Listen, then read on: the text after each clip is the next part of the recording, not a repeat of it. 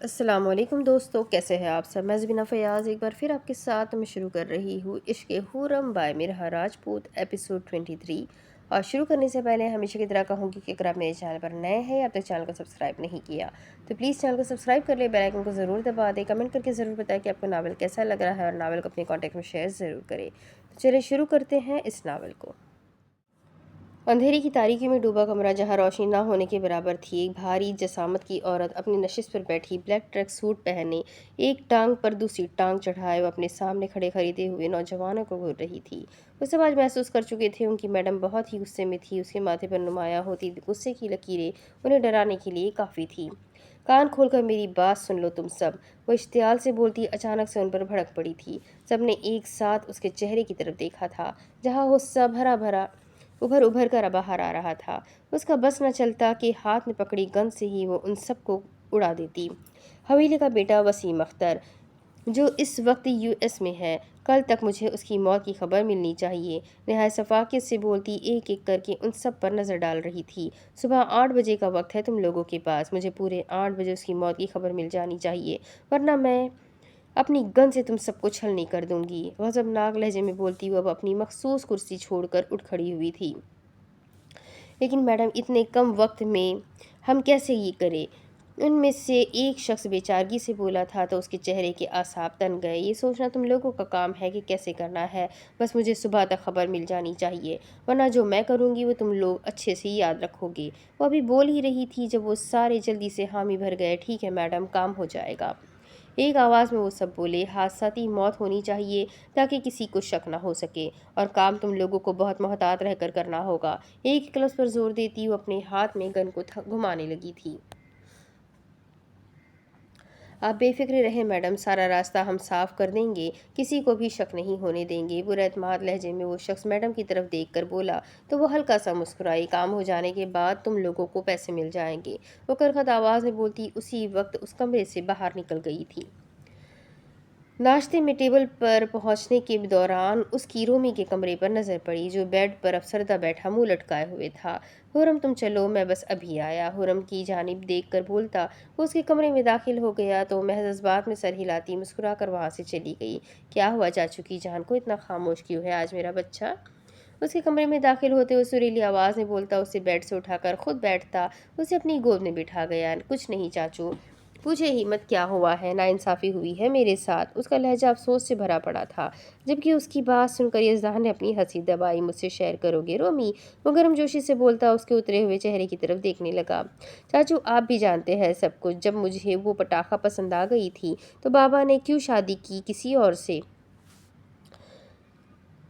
فی الحال اس کا غم زیادہ بڑا تھا، جس پر یزدان اس کا پورا ساتھ دے رہا تھا۔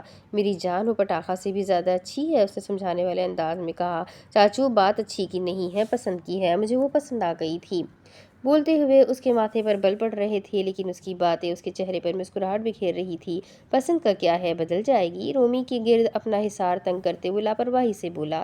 چاچو آپ جانتے ہیں میری پسند نہیں بدلتی، ایک ہی رہتی ہے۔ اپنے الفاظ پر زور دیتا وہ اسے یاد کروا رہا تھا۔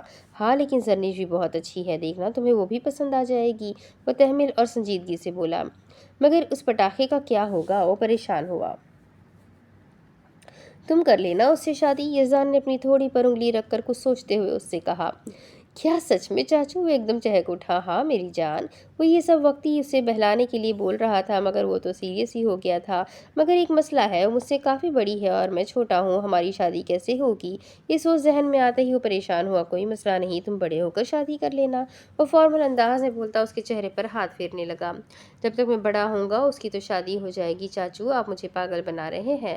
نروٹے پن سے اس کی طرف دیکھ کر بولتا وہ اسی وقت اس کی گود سے اٹھ کر اس کے سامنے کھڑا ہو گیا۔ آف کورس میری جان، مزاحیہ بولتے ہوئے مسکراتا ہوا اپنے دونوں ہاتھ پھیلا کر بیڈ پر टिका गया। जब उसे महसूस हुआ उसके बेड पर कुछ था जो उसे चुभा था। उसने हाथ मारकर उस अंगूठी को उठाकर देखा, लेकिन अंगूठी देखते ही उसे समझ ही ना आई कि वो अंगूठी यहाँ क्या कर रही है। ये वही अंगूठी थी जो हुरम से खो गई थी। रूमी, ये अंगूठी तुम्हारे बेड पर कैसे? तशवीश से उसे देखते उसने अंगूठी को सामने किया। चाचू, मैं माया के कमरे में गया था, मुझे वहाँ पर मिली तो मैं उठा कर ले आया। वो जब माया के कमरे में गया था उसे वहाँ पर ड्रेसिंग पर पड़ी मिली थी। जबकि उसकी बात सुनकर उसका जहन झपाक से चला था। वो सोच रहा था, मतलब माया ने हुरम को जाल में फंसाने के लिए उनकी अनेक्सी से चुराई थी अंगूठी। वो माया को अच्छे से जानता था, जो उसे पाने के लिए कुछ भी कर सकती थी। दूसरी तरफ परी, परेशान क्यों हो रही हो? कुछ नहीं होता। गैर मर्ई नुक्ते पर नजर टिकाए वो ड्रेसिंग के सामने खड़ी थी जब जुआन ने उसे पीछे से हक करते उसकी तवज्जो खींची। जुआन, कैसे ना परेशान हो, सब हमसे नाराज है, हम अब क्या करेंगे? परेशानी से चूर लहजे में बोलती वो ड्रेसिंग के शीशे से ही जोयान को देखने लगी, जो उसके कंधे पर अपना चेहरा टिका गया था। परी, मैं सब कुछ ठीक कर दूंगा, बस तुम परेशान होना छोड़ दो। परी को बाजू से पकड़कर उसने उसका रुख अपनी जानिब किया और उसके उतरे हुए चेहरे की तरफ देखने लगा। स्माइल करो परी। उसका चेहरा अपने हाथों में थाम कर अब उसकी गहरी आंखों में झांकने लगा। तो उसके कहे पर वो फीका ही सही मगर हल्का सा मुस्कुराई। तो उसकी मुस्कुराहट को अपने दिल में बसाते उसने झुककर उसकी पेशानी पर प्यार भरी मेहर छोड़ी। तो वो थोड़ा महफूज हुई, जबकि जोयान एक गहरा बोसा उसके माथे पर छोड़ते उसके छोटे छोटे हाथों को अपने हाथों में कैद करते उसे खुद के मजीद करीब कर गया। लेकिन उसके इस कदर करीब होने पर झंझलाहट का शिकार हुई। जोयान, चले, अब नाश्ता भी तो करना है। अपनी नज़र झुकाती वो तेज़ लहजे में बोली। तो उसके एकदम से हड़बड़ाने पर वो मुस्कुराया। बहुत ही जालिम बीवी साबित हो रही हो तुम। मसनूई तंजिया से बोलते उसने एक उसके हाथों पर अपनी गिरफ्त मजबूत की। मुझसे बचने की बहुत ही खालिस बहाने होते हैं तुम्हारे पास, रात को भी बहाना बनाकर सो गई थी। उसके चेहरे के करीब होते वो सरगोशी नुमा बोला। तो उसके इस तरह कहने पर परी का चेहरा सुर्ख हो गया। जोयान, मैं बहाना नहीं बना रही थी, रात को वाकई मेरे सर में दर्द था। तासुब से बोलती वो उससे थोड़ा दूर हुई तो जोयान का कहकहा फिजा में बुलंद हुआ। चले भी अब। अपना दुपट्टा सही करती हुई दोबारा से बोली। जो हुक्म मेरी जान। उसकी तरफ देखकर अपने सीने पर हाथ रखकर अदब से सर झुकाता उसके चेहरे पर मुस्कुराहट वो बिखेर गया तो वो दोनों एक साथ बाहर निकलते सीढ़ियाँ उतरकर डाइनिंग टेबल की जानिब बढ़े। जब अचानक से उसका मोबाइल रिंग हुआ तो उसने अपनी जेब से मोबाइल निकालकर परी को बैठने का इशारा करते इन रॉन्ग नंबर पर नज़र डालते कॉल रिसीव कर ली। वो डाइनिंग टेबल के पास ही खड़ा था जब उसने मोबाइल को अपने कान के साथ लगाया। अभी वो कुछ नहीं बोला था, मगर दूसरी जानिब से एक नई खबर सुनकर उसकी आंखें आहिस्ता आहिस्ता पूरी फैल गई। फ़ोन की दूसरी जानिब वो शख्स बोल रहा था और वो हैरानगी से चेहरे पर लाए खामोशी से बस सुन रहा था। जब दूसरी जानिब से वो शख्स बोल रहा था, मगर अब जोयान सुन नहीं रहा था। उसके जहन में तो बार बार बस एक लफ्ज़ ही घूमा घूमा जा रहा था। उसे अपने कानों पर यकीन नहीं आ रहा था। उसका सांस हलक में ही अटक गया था। उसे सांस लेने में दुश्वारी पैदा होने लगी थी। एकदम ही हवा में ऑक्सीजन की कमी हो गई थी। वहाँ बैठे सब लोग जोयान की बिगड़ती हुई हालत को देख रहे थे।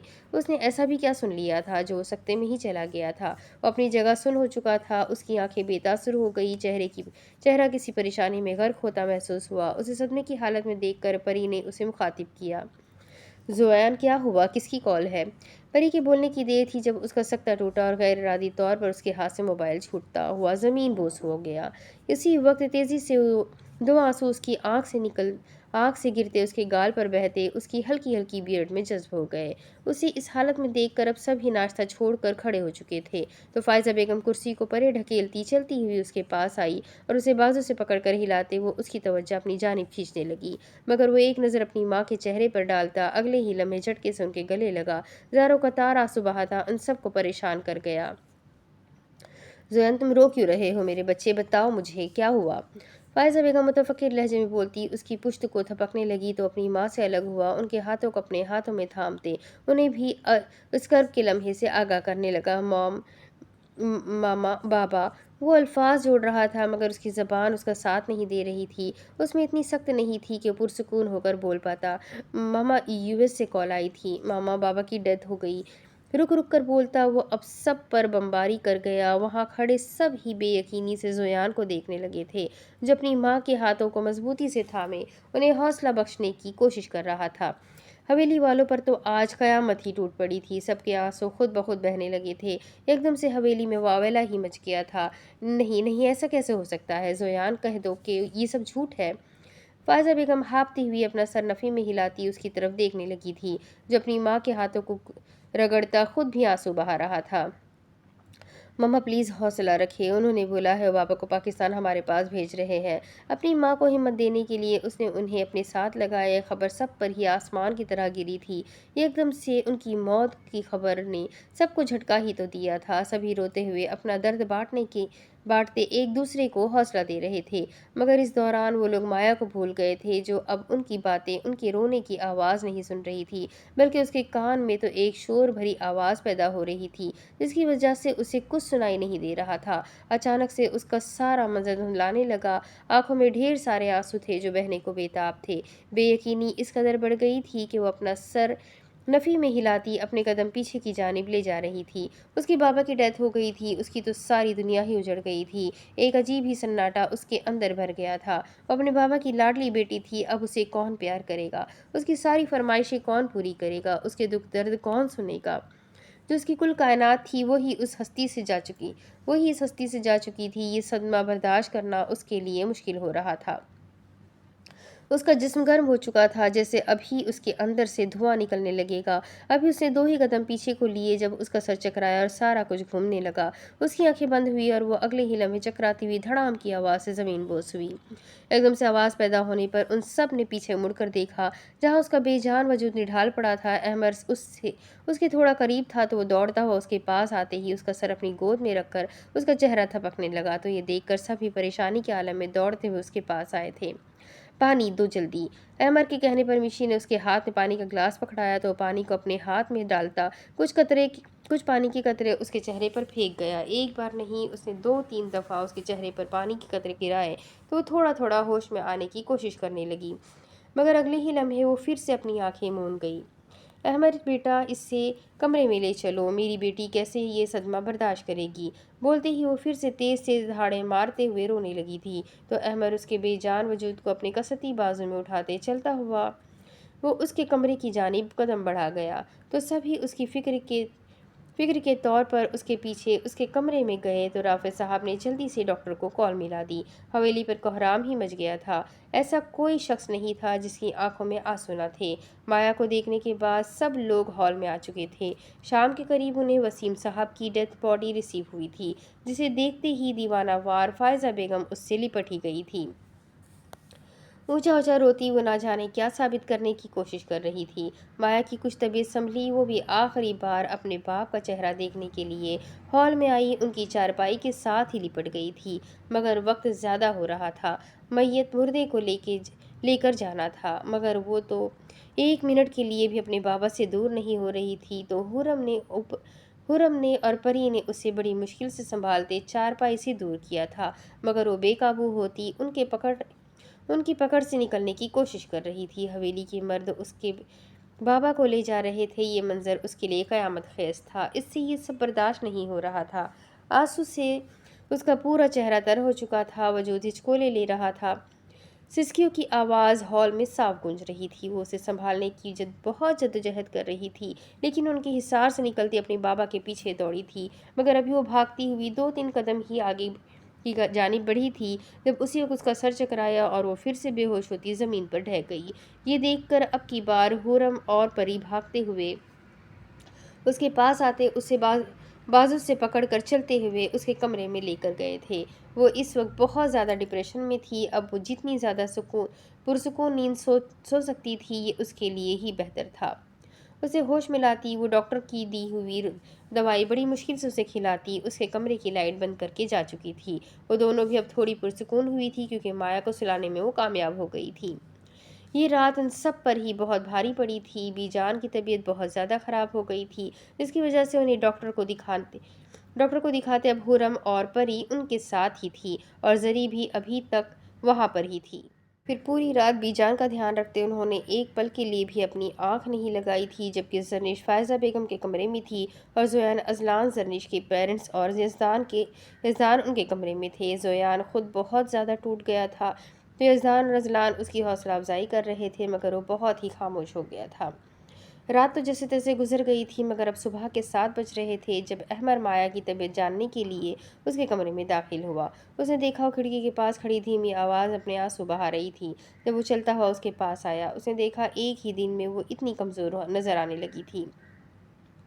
اس کی آنکھیں باہر کو نکل آئی تھیں، آنکھوں کے گرد ہلکے پڑ چکے تھے۔ رونے کی وجہ سے اس کی حالت مزید بدتر ہو گئی تھی۔ اس کی آنکھیں اور ناک سرخ ہو چکی تھی جبکہ وہ بار بار اپنی ناک کو رگڑ رہی تھی۔ اس کے آنسو اس کی آنکھوں سے بہتے ہوئے بس گرے جا رہے تھے جب احمد نے اپنا ہاتھ آگے بڑھا کر اس کی آنکھ سے ٹپکتا آنسو اپنے ہاتھ کی ہتھیلی میں قید کیا۔ مایا جو لوگ چلے جاتے ہیں ان کے لیے رو رو کر ان کو روک کر تکلیف نہیں دیتے بلکہ ان کے لیے مغفرت کی دعا کرتے ہیں۔ اس کا ہاتھ آگے ہونے کی وجہ سے اب اس کے سارے آنسو اس کی ہتھیلی پر گر رہے تھے جبکہ وہ کھڑکی سے باہر دیکھتی خاموشی سے اس کی بات کو سن رہی تھی۔ بھائی مجھے بابا یاد آ رہے ہیں، میں کیسے رہوں گی ان کے بغیر، ان سے بات کیے بغیر تو میرا دن ہی شروع نہیں ہوتا، میں کیسے سب برداشت کر لوں؟ در سے چور لہجے میں بولتی وہ اپنی نظروں کا زاویہ بدل کر اب اس کے چہرے کی طرف دیکھنے لگی تھی۔ اس نے دیکھا اس کے آنسو لگاتار گرتے چلے جا رہے تھے جیسے اس کا اپنے آنسو پر کوئی اختیار ہی نہ ہو، جبکہ اس کے ایک ایک کر کے گرتے آنسو اسے اپنے دل میں لگتے ہوئے محسوس ہو رہے تھے۔ اس کا غم اسے بھی اچھے سے محسوس ہو رہا تھا۔ مایا تم صبر سے کام لو، یقیناً تمہارے بابا یہ نہیں چاہتے ہوں گے کہ ان کی بیٹی اپنے قیمتی آنسو ضائع کرے، اس لیے پلیز رونا بند کر دو۔ اسے بھی تکلیف ہو رہی تھی، اسے اتنے درد میں دیکھ کر وہ دوستانہ انداز میں بولتا اسے سمجھا رہا تھا۔ کیسے کر لوں میں صبر، مجھ سے نہیں ہوگا، میرا دل پھٹا جا رہا ہے یہ سوچ سوچ کر، میرے آنسو خود بخود بہے جا رہے ہیں، میں روکنے کی کوشش بھی کروں تو یہ نہیں رک رہے۔ اس کی آواز میں اذیت ہی اذیت تھی، اس کا غم بہت زیادہ تھا۔ تو اسے حوصلہ دینے کے لیے احمد نے اس کے سر پر ہاتھ رکھ کر اسے اپنے ساتھ لگایا تاکہ وہ خاموش ہو جائے، اپنا درد بانٹ لے، مگر جیسے ہی اسے ایک مضبوط سہارا ملا اس کے آنسو میں اور زیادہ رفتار آ گئی۔ وہ پہلے تو اپنی ہچکیوں کا گلا گھونٹ رہی تھی مگر اب اس کی ہچکیاں صاف سنائی دیتی والہانہ دینے والے انداز میں رونے لگی تھی۔ اس نے اپنی آنکھوں کو بند کرتے اس کی شرٹ کو مٹھیوں میں دبوچ لیا تھا اور اس کے بہتے آنسو اس کی شرٹ پر جذب ہوتے اسے اپنے سینے پر گرتے ہوئے محسوس ہو رہے تھے۔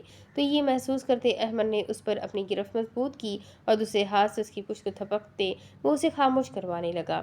تقریباً 10 دن گزر گئے تھے، سب ہی خود کو سنبھالتے اپنی پہلے والی روٹین پر آ گئے تھے، مگر زویان اور مایا ان کا غم ابھی بھی تازہ تھا، وہ چاہ کر بھی اس واقعے کو بھول نہیں پا رہے تھے۔ کافی دنوں سے زویان نے چھٹیاں لے رکھی تھی جس کی وجہ سے پری بھی یونی نہیں گئی تھی۔ گزرتے دنوں کے ساتھ ساتھ زویان اور پری کے ساتھ سب کے تعلقات پہلے جیسے ہو گئے تھے۔ سب نے انہیں دل سے معاف کرتے اپنا لیا تھا۔ روز معمول کی طرح آج بھی وہ ٹرے میں ناشتہ رکھے اپنے کمرے میں آتی، بیڈ کے قریب زویان کے پاس ہی بیٹھ گئی۔ زویان کھانا کھا لے، ٹرے کو اس کے سامنے رکھتی وہ اس کی توجہ کھینچتی اس کے ہاتھ پر اپنا ہاتھ رکھ گئی تھی۔ پری مجھے بھوک نہیں ہے، تم کھا لو، آرام سے بولتا وہ اپنا دوسرا ہاتھ پری کے ہاتھ پر رکھ گیا۔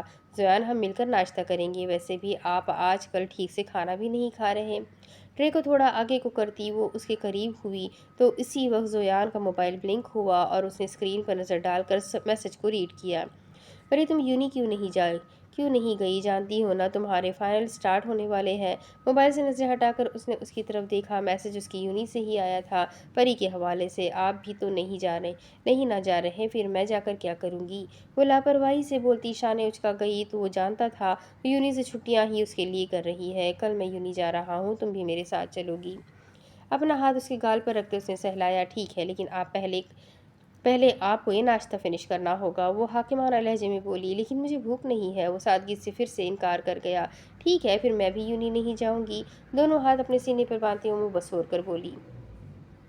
تم جانتی ہو تمہارا پہلا پیپر ہی میتھ کا ہے، پھر بھی لاپرواہی کر رہی ہو، بلکہ اب میں گھر پر علیحدہ سے ٹیوشن کلاسز دوں گا۔ وہ بے لجک لہجے میں بولتا اسے گھورنے لگا۔ اب آپ میرے ٹیوٹر بھی بنیں گے؟ کہتے ہی اس نے ایک سرد آہ بھری۔ جب شوہر بن گیا ہوں تو ٹیوٹر بننے میں کیا حرج ہے؟ اس نے ٹرے سے سیب کا ایک ٹکڑا اٹھا کر جھٹ سے اس کے منہ میں ڈال دیا۔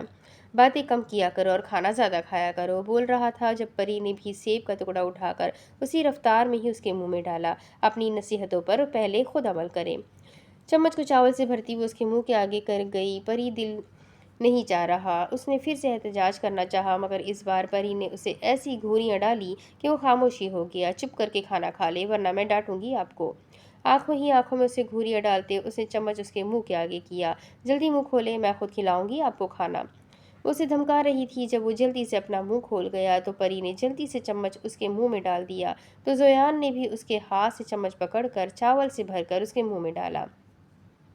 इस तरह बारी बारी करके उन दोनों ने एक दूसरे को खाना खिलाया।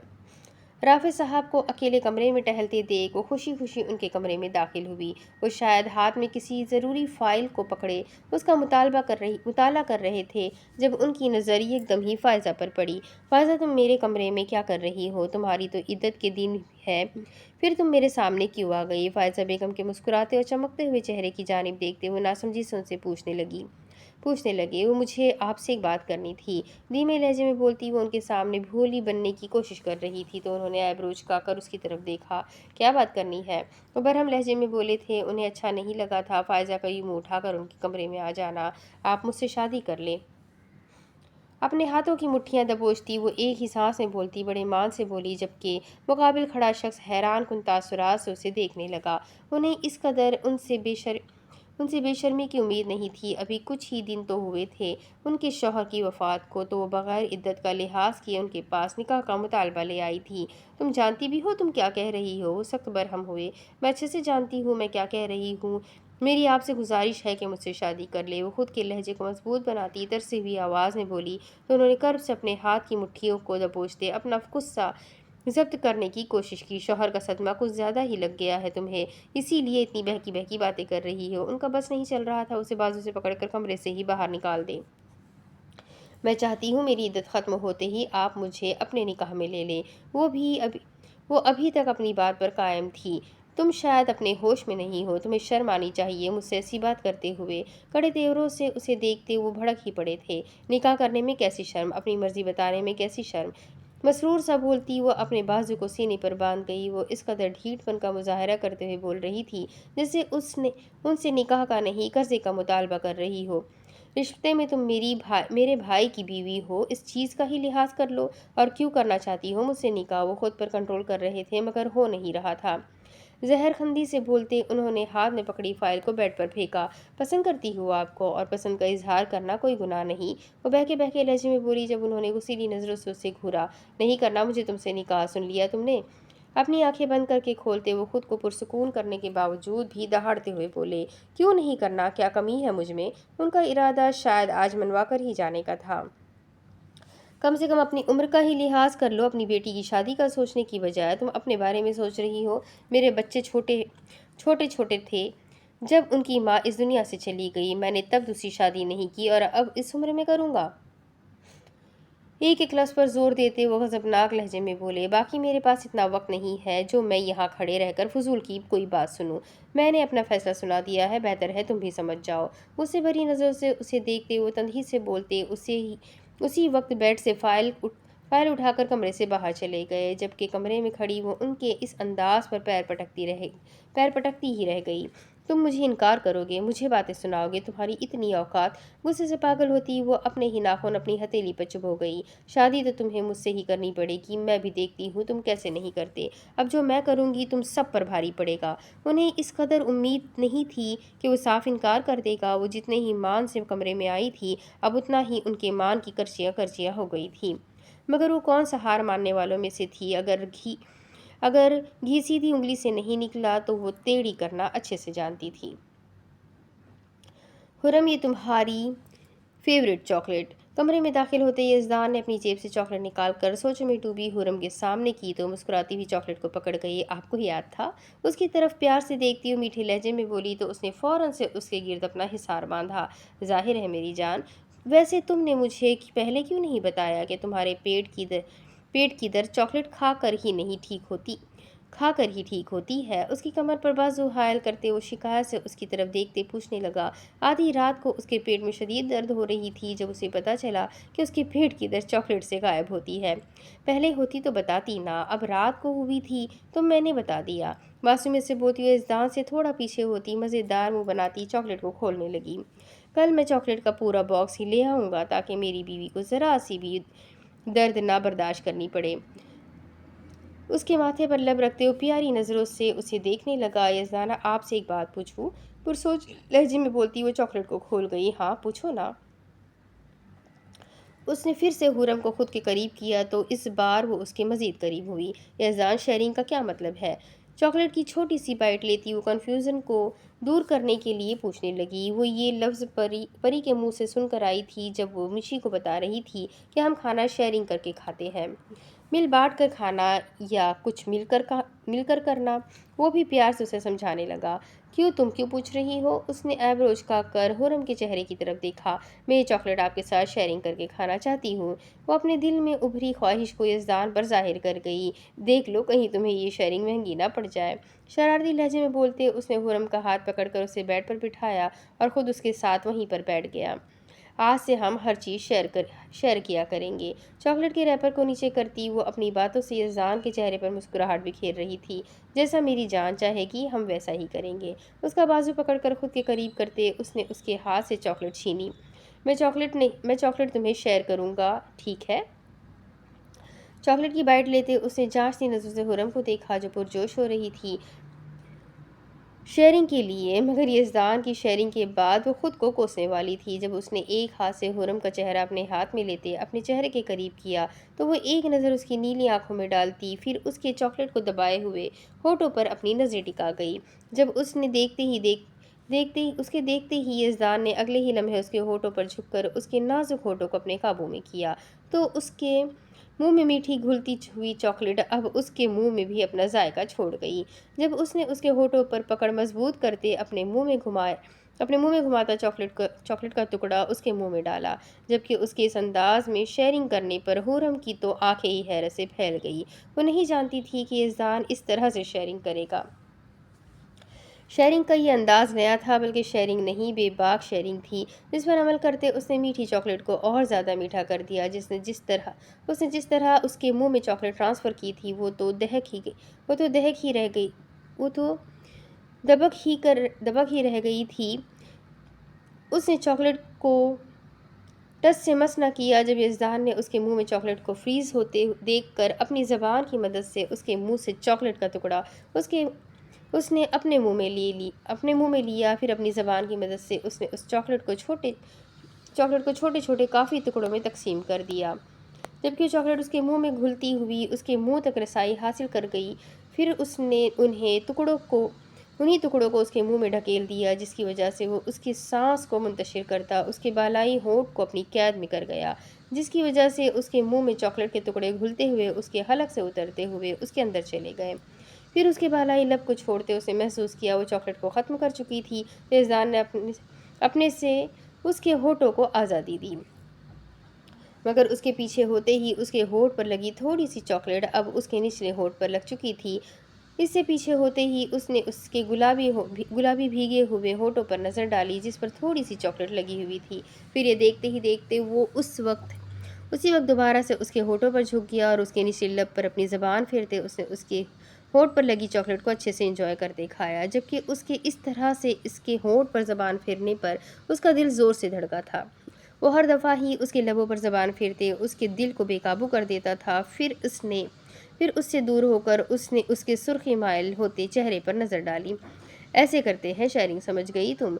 अब से हम रोज़ ऐसे ही शेयरिंग किया करेंगे। वो मदहोश होता बोल रहा था और उसकी हैरत से आंखें खुली थी। मतलब अब वो रोज़ इसी तरह से हुरम के साथ शेयरिंग किया करेगा? ये सोचकर ही उसे हौल पड़ने लगे थे।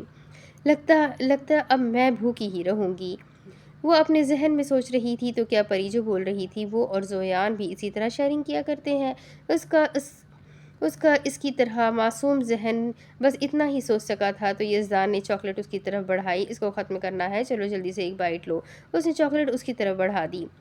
वो डार्क चॉकलेट यज़दान को तो बहुत पसंद आई थी, बल्कि ये कहना ज़्यादा मुनासिब रहेगा कि चॉकलेट से ज़्यादा शेयरिंग उसे पसंद आई थी। हुरम ने शेयरिंग के बारे में पूछकर अपना नुकसान और उसका फ़ायदा कर दिया था। तो उसके कहने के मुताबिक हुरम ने थोड़ी सी चॉकलेट तोड़कर अपने मुंह में डाली और उसके मुंह में डालने की देर थी जब उसी वक्त यज़दान ने उसे काबू में करते उसके होठों पर झुकते एक बार फिर से उसे अपनी कैद में कर लिया। उसके मुंह में मौजूद चॉकलेट को उसने बड़ी आसानी से अपने मुंह में खींचा और अपनी ज़बान से उसकी ज़बान को काबू में करते وہ اس کی زبان پر اب اپنی زبان پھیرنے لگا، جبکہ اس کی بڑھتی شدتوں پر اس کا دل ڈول رہا تھا۔ وہ واقعی اب پچھتا رہی تھی یزدان سے شیرنگ کا پوچھ کر، کیونکہ وہ حرم کے معاملے میں صرف بولتا نہیں تھا بلکہ اسے وہ چیز بھی کر کے دکھاتا تھا، مگر حرم کی جان اب پھنس گئی تھی اور اسے رہائی آسانی سے نہیں ملنی تھی۔ اب نہ جانے کب چاکلیٹ ختم ہونی تھی اور اسے اس کے لبوں سے چھٹکارا ملنا تھا۔ آج وہ دونوں ہی یونی گئے تھے، پھر یونی سے واپسی پر وہ گھر آتے ہی اپنے کمرے میں چلا گیا اور پری کچن میں داخل ہو گئی تاکہ وہ اپنے لیے اور زویان کے لیے کھانا گرم کر سکے۔ ابھی وہ کچن میں کھڑی کھانا گرم کر رہی تھی جب فائزہ بیگم چلتی ہوئی اس کے پاس آئی۔ پری نے ایک دو دفعہ پہلے بھی ان سے بات کرنے اور ان کے کمرے میں جانے کی کوشش کی تھی، مگر انہوں نے اسے اتنی بری طرح جھڑکا تھا کہ وہ اب ان سے بات کرنے کی بھی کوشش نہیں کرتی تھی۔ پری بات سنو۔ اپنے لہجے کو جتنا وہ شریر اور نارمل بنا سکتی تھی وہ بنا رہی تھی۔ جب کھانا گرم کرنے کے دوران اس نے مڑ کر ان کی طرف دیکھا جو مسکرا تو نہیں رہی تھی مگر ان کا چہرہ سنجیدہ تھا، پہلے والا غصہ نہیں تھا۔ جی چچی، آپ کو کچھ چاہیے؟ وہ ان کی طرف دیکھتی بڑے آرام سے بولی۔ ہاں، وہ مجھے کچھ کام تھا۔ جی بولے نا۔ وہ اب ان کی بات کی منتظر تھی، آخر انہیں اس سے کیا کام تھا؟ وہ باغ میں کچھ جڑی بوٹیاں اگی ہے، وہ تم اتار کر مجھے لا دو۔ مایا کہیں نظر نہیں آ رہی ورنہ میں اسے کہہ دیتی۔ بے تاثر لہجے میں بولتی وہ اسے دیکھ رہی تھی جو اب برنل کو بند کر رہی تھی۔ کوئی بات نہیں چچی، میں لا دیتی ہوں۔ پسماندہ لہجے میں بولتی وہاں سے نکلتی ہوئی سیدھا باغ میں اپنے قدم رکھ گئی۔ جب اس نے دیکھا وہ جڑی بوٹی تو ابھی تک اگی ہی نہیں تھی، ابھی وہ اسے دیکھ ہی رہی تھی جب کسی نے پیچھے سے ہی اس کے منہ پر رومال رکھتے اسے کلوروفارم سنگھا دیا، جس کی وجہ سے وہ جھولتی ہوئی اسی وقت بے ہوش ہوتی پیچھے کی سمت گرنے لگی، جب کسی نے اسے ہی اسی وقت پکڑا اور اس کے ساتھ کھڑا دوسرا لڑکا آس پاس کی نگرانی کرتا اسے وہاں سے لے جانے لگا۔ پھر جس لڑکے نے پری کو بازو سے تھاما ہوا تھا اس نے جلدی سے اس کے جھولتے وجود کو گاڑی میں بٹھایا اور خود اس کے ساتھ بیٹھتے دوسرے لڑکے نے گاڑی سٹارٹ کر دی۔ گاڑی جیسے ہی سٹارٹ ہوئی ویسے ہی اس شخص نے اپنا موبائل نکال کر کام ہو گیا ہے کا میسج ٹائپ کرتے سینڈ کر دیا، جب دوسری جانب کچن میں کھڑی فائزہ بیگم شاید ان کے میسج کا ہی انتظار کر رہی تھی۔ پھر جیسے ہی ان کا موبائل وائبریٹ ہوا انہوں نے آن کر کے میسج کو دیکھا تو اسی وقت اس کے چہرے پر فاتحانہ مسکراہٹ آئی۔ بہت پیار ہے نا تمہیں اپنی بیٹی سے؟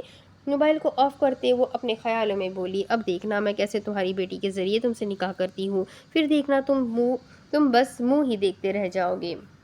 جب میں ایک تیر سے دو نشانے لگاؤں گی، پہلے تمہاری بیٹی کے ذریعے تمہیں بلیک میل کر کے نکاح کروں گی، پھر اپنے بیٹے کو تمہاری بیٹی سے دور رکھنے کے لیے میں اس کی بھی حادثاتی موت کروا دوں گی۔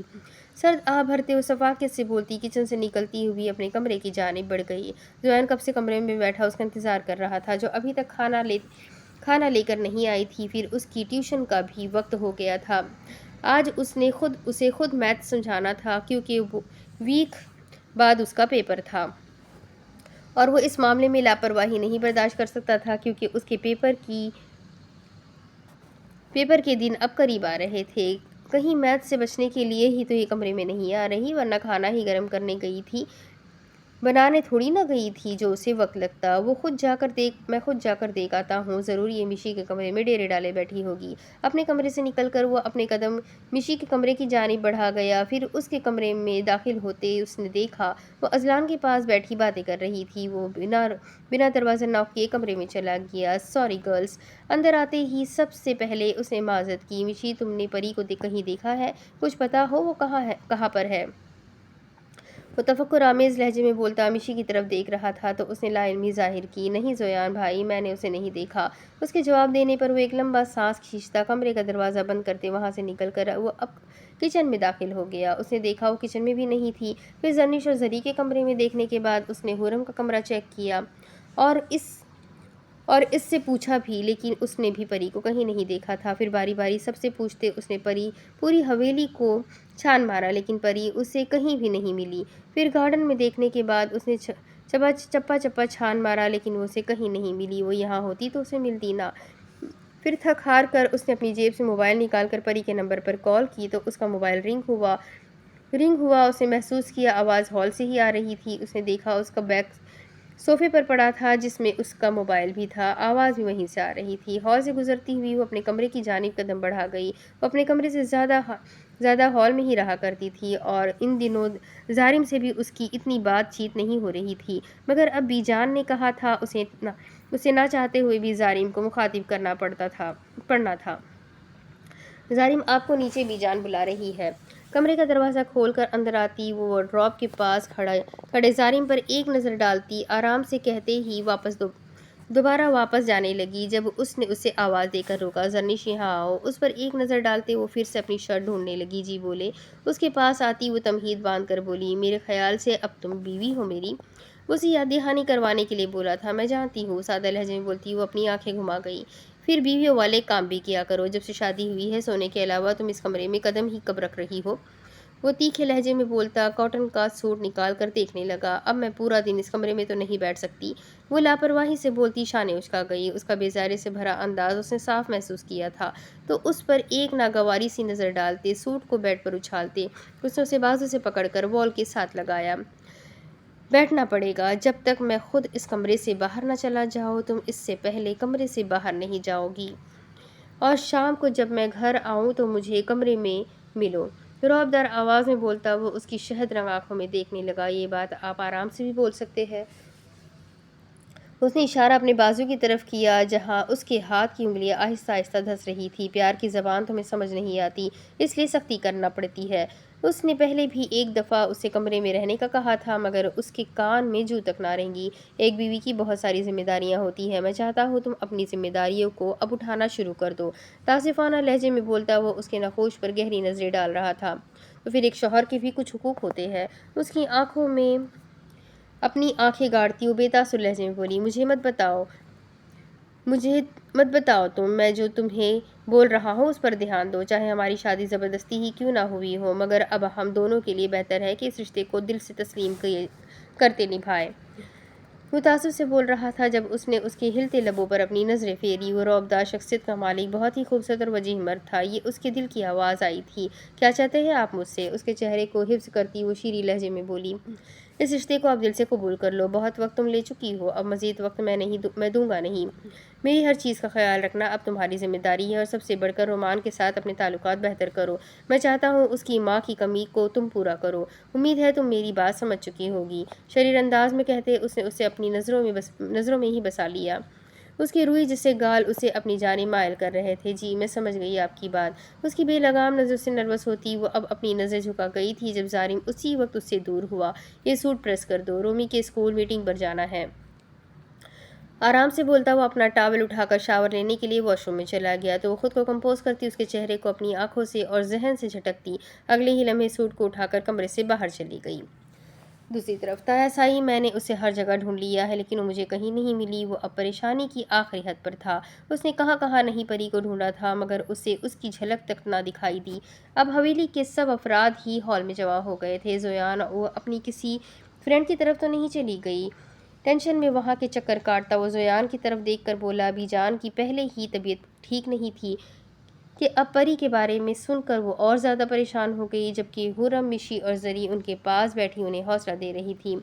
زویان بیٹا تمہیں پولیس اسٹیشن جا کر رپورٹ لکھوانی چاہیے، آخر بچی گھر سے کہاں جا سکتی ہے۔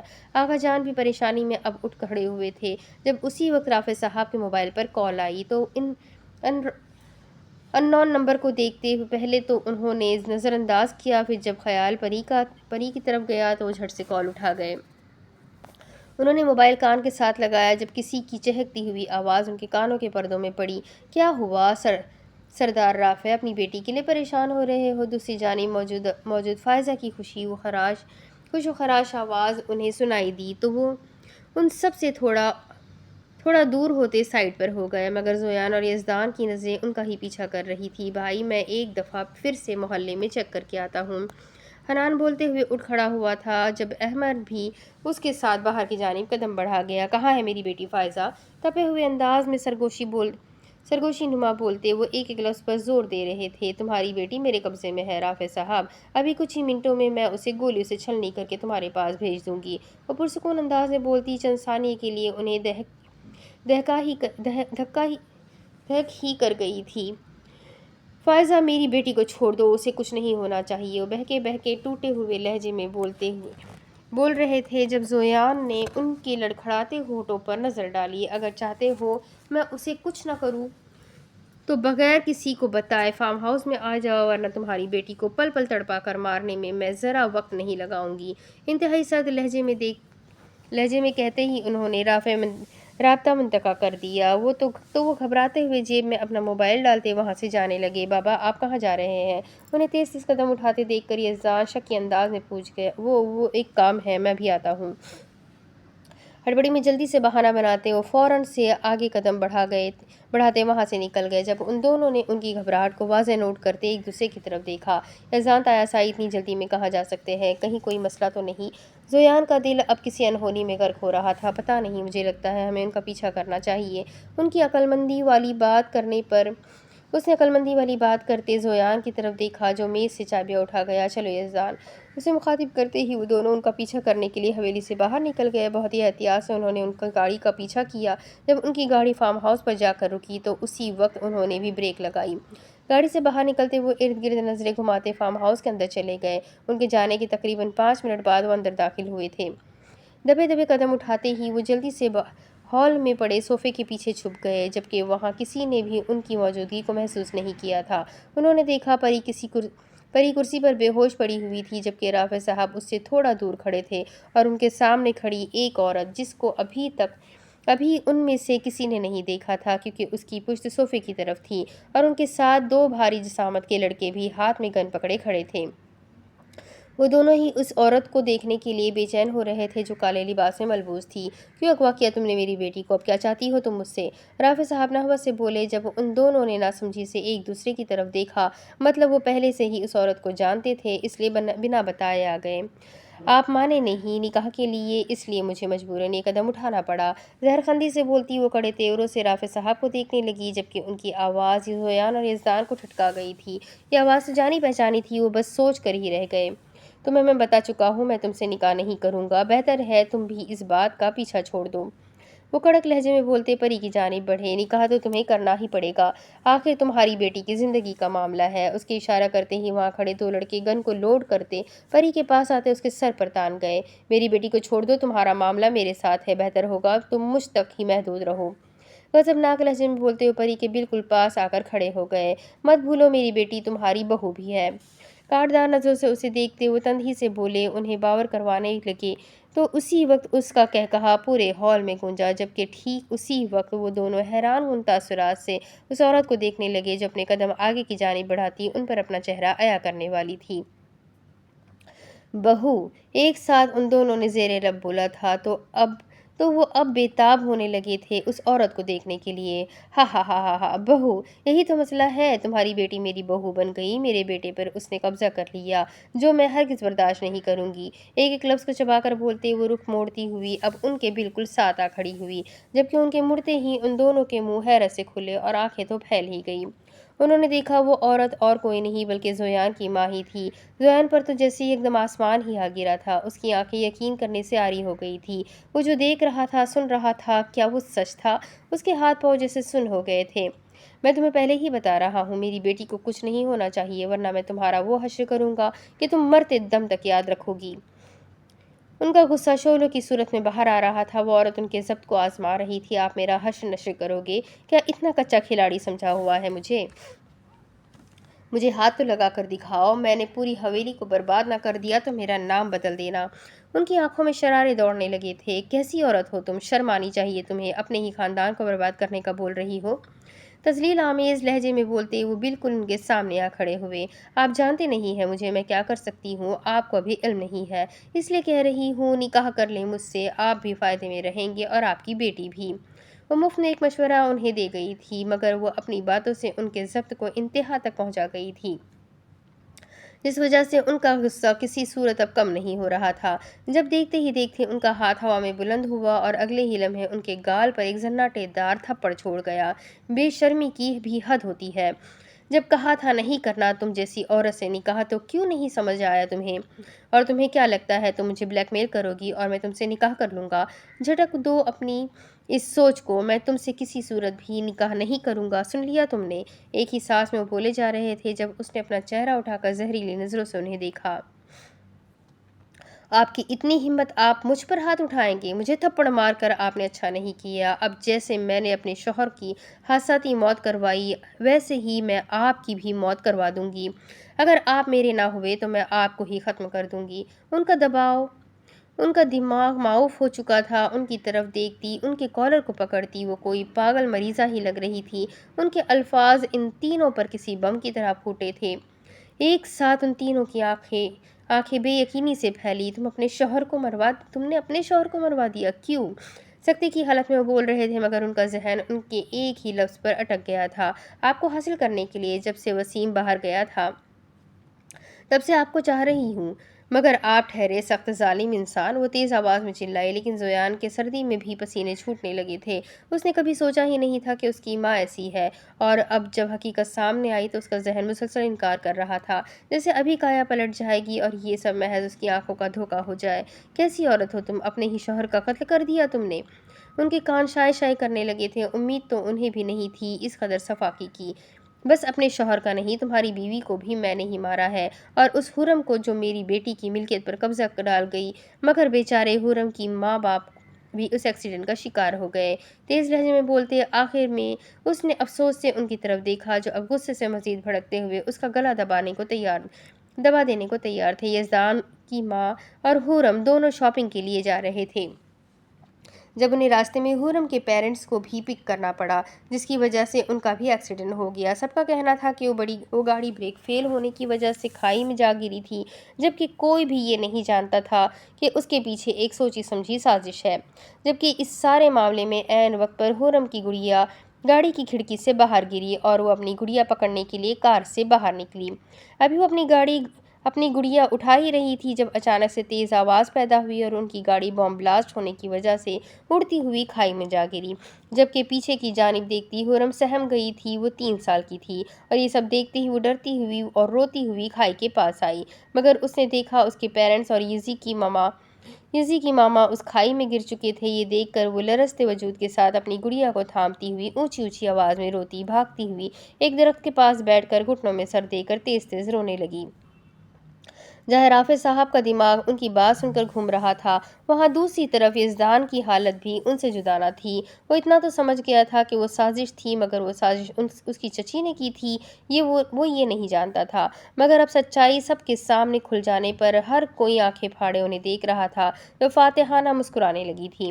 ہماری ہی حویلی میں رہ کر تم ہم پر ہی وار کر رہی ہو، لعنت ہو تم جیسی عورت پر۔ اپنے آپے سے باہر ہوتے وہ اچانک سے چیخے، جبکہ ان کے چلانے پر پری کو تھوڑی ہوش آئی۔ ساری عمر ہم نے تمہیں عزت دی، اور تم ہماری ہی نرمی کا ناجائز فائدہ اٹھا رہی تھی۔ پری کی آنکھیں کھلی، اس نے دیکھا اس کا باپ چیخ رہا تھا، مگر کیوں؟ پھر اس نے اپنی نظر گھماتے فائزہ بیگم پر ڈالی تھی، جو ان پر تیکھا مسکرا رہی تھی۔ کرسی سے اٹھتے ہی وہ اپنے بابا کی جانب لپکی۔ جب یہ دیکھ کر فائزہ بیگم نے اسے بازو سے دبوچتے گھماتے ہوئے اس کی پشت اپنے ساتھ لگائی، اور اپنی ویسٹ سے گن نکالتے ہی اس کی کن پٹی پر ٹکا دی۔ یہ دیکھ کر زویان سے برداشت نہ ہوا، اور وہ وہاں جانے کے لیے اٹھنے لگا، جب یزدان نے اس کا ہاتھ پکڑ کر اسے روکا۔ میری بیٹی کو چھوڑ دو فائزہ، وہ کانپتے لہجے میں غیر مرئی حالت سے بولے۔ چھوڑ دوں گی، مگر آپ کو پہلے نکاح کرنا ہوگا۔ میں اپنی بیوی کی قاتل سے ہرگز نکاح نہیں کروں گا۔ ان کا لہجہ اس کے لیے زہر اگل رہا تھا۔ ٹھیک ہے، پھر تمہاری بیٹی کی جان تو اب گئی۔ بولتے ہی انہوں نے گن کو لوڈ کرتے ٹریگر پر اپنی گرفت مضبوط کی، جبکہ پری حواس باختہ ہوتی اب تھرتھرانے لگی تھی۔ معاملہ اب مزید بڑھ رہا تھا۔ یہ دیکھ کر وہ دونوں سائڈ ٹیبل کے پیچھے ہوتے جلدی سے پردے کے پیچھے سے ہوتے ان کے قریب پہنچے۔ پھر اگلے ہی لمحے میں وہاں سے نکل کر وہ ان 2 لڑکوں کی جانب بڑھے جنہوں نے ہاتھ میں رائفل پکڑی ہوئی تھی۔ انہیں دیکھ کر ان 2 لڑکوں نے اپنی گن سٹارٹ کی۔ جب ان دونوں نے ایک ساتھ ان 2 لڑکوں کے مخصوص حصے پر وار کرتے ان کی محنت کو ضائع کیا، اور جھٹکے سے ان کے ہاتھ سے رائفل کھینچ لی، اور فوراً سے اسے لوڈ ہوئی رائفل کو ان پر نشانہ باندھتے انہوں نے 2 گولیاں ان کے سینے میں اتاری، تو وہ 2 گولیوں سے ہی وہ تڑپنے لگے۔ جبکہ یزدان اور زویان کو یہاں پر دیکھ کر فائزہ بیگم شل ہی ہو گئی، مگر اگلے ہی لمحے غصے سے ایک نظر رافع پر ڈالتی اور ٹریگر پر موجود اپنی انگلی پر دباؤ ڈالتی اسے آگے کی جانب ڈھکیلنے لگی۔ جب یہ دیکھتے ہی زویان نے بیک وقت پری کو بازو سے کھینچتے اپنی طرف ڈھکیلا، جس کی وجہ سے ان کی گن سے گولی چلی۔ اور سیدھی جا کر وال پر لگی، جبکہ اپنی سچائی سب پر کھل جانے پر وہ اب پاگل ہی ہو گئی تھی، اور اس پاگل پن میں انہوں نے اب اپنی پستول کا رخ رافع صاحب کی جانب کر لیا، جو صحیح وقت پر انہیں یہاں دیکھ کر کچھ مطمئن ہوئے تھے، جبکہ زویان اور یزدان اب اس کے ہاتھ کھولنے لگے تھے جو بندھے ہوئے تھے۔ آپ نے دھوکہ کیا میرے ساتھ، بولا تھا نا کسی کو بتا کر مت آنا، مگر اب آپ اس کو بھگتو گے۔ گن کو پھر سے لوڈ کرتے اس نے اسی وقت گولی چلا دی۔ وہ ان سے کچھ فاصلے پر تھی جب گولی چلی، اور یہ دیکھ کر یزدان دوڑتا ہوا ان کے سامنے آ کھڑا ہوا، جبکہ ٹھیک اسی وقت زویان یہ دیکھ کر پری کا بازو چھوڑتا تقریباً دوڑتا ہوا یزدان کے سامنے آ کھڑا ہوا، جس کی وجہ سے ان کی گن سے نکلی گولی یہ زویان کا سینہ چیر گئی، جبکہ یہ ساری کارروائی اتنی جلدی میں ہوئی تھی کہ پری کو سمجھ ہی کہاں آیا تھا کہ وہاں ہوا کیا ہے، مگر جب نظر زویان کے خون میں لت پت سینے سے ٹکرائی، تب صحیح معنوں میں جا کر اس کے ہوش ٹھکانے لگے۔ چاروں کی دردناک چیخ ایک ساتھ فضا میں بلند ہوئی۔ زویان! وہ چاروں ہم آواز میں بولتے ہوئے زویان کو زمین پر گرتے دیکھنے لگے، جب یزدان نے جلدی سے آگے بڑھ کر نیچے جھکتے ہی اس کا سر اپنی گود میں رکھا۔ زویان! زویان! ادھر دیکھ! کیوں آیا تو میرے آگے؟ دیکھ نا، اب گولی تجھے لگ گئی۔ اسے دیکھ کر یزدان کی حالت بھی غیر تر ہوتی جا رہی تھی۔ گولی سیدھی اس کے دل کے مقام پر لگی تھی اور اس کی پوری شرٹ خون سے لت پت ہو گئی۔ تھوڑے فاصلے پر کھڑی فائزہ بیگم کے تو ہاتھ ہی کانپنے لگے تھے۔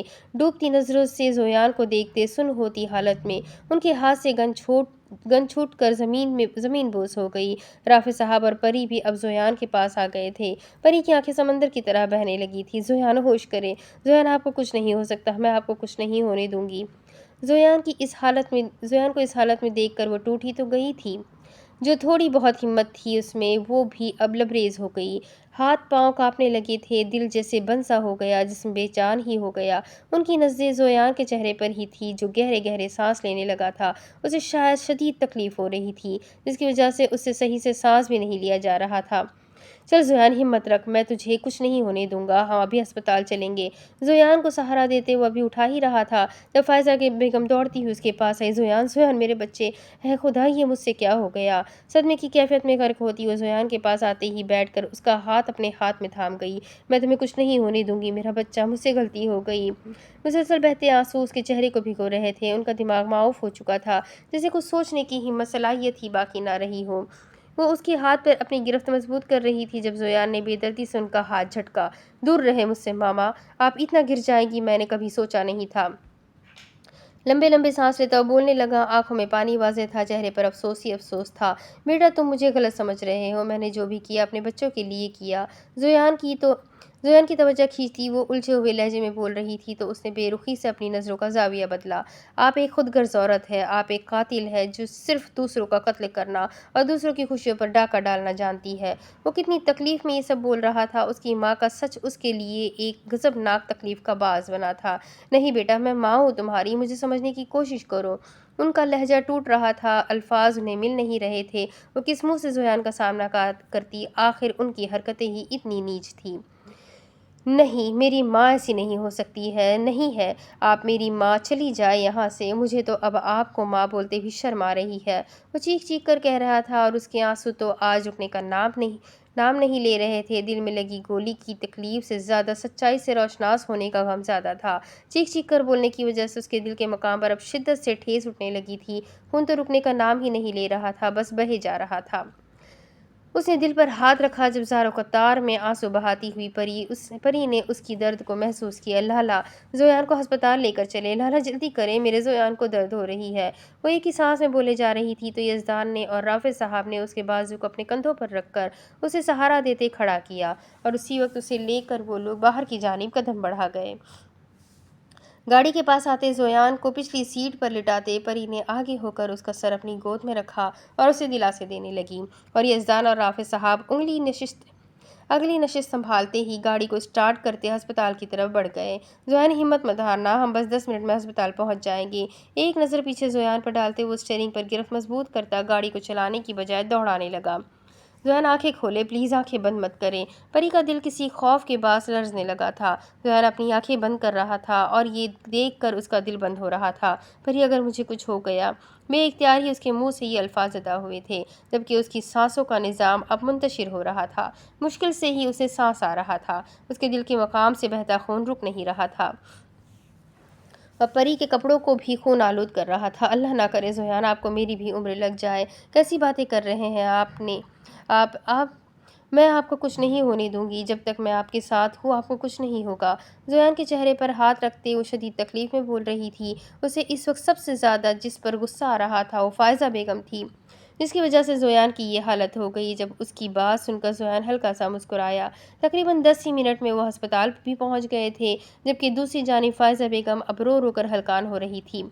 ان کا بس نہیں چل رہا تھا، وہ وقت کو پیچھے لے جاتی اور کبھی ان پر شوٹ نہ کرتی، جس کی وجہ سے آج انہیں اپنے بیٹے کو اتنے درد میں نہ دیکھنا پڑتا۔ پاگل پن ان پر اس حد تک طاری ہو گیا تھا کہ وہ اب اپنے بال نوچتی ہوئی خود کو کوسنے لگی تھی۔ آخر ان کی غلطیوں کی سزا ان کے بیٹے کو ملی تھی، اور صدیوں سے یہی تو ہوتا آیا ہے، ماں باپ کا کیا بچے بھگتتے ہیں اور بچوں کا کیا ماں باپ۔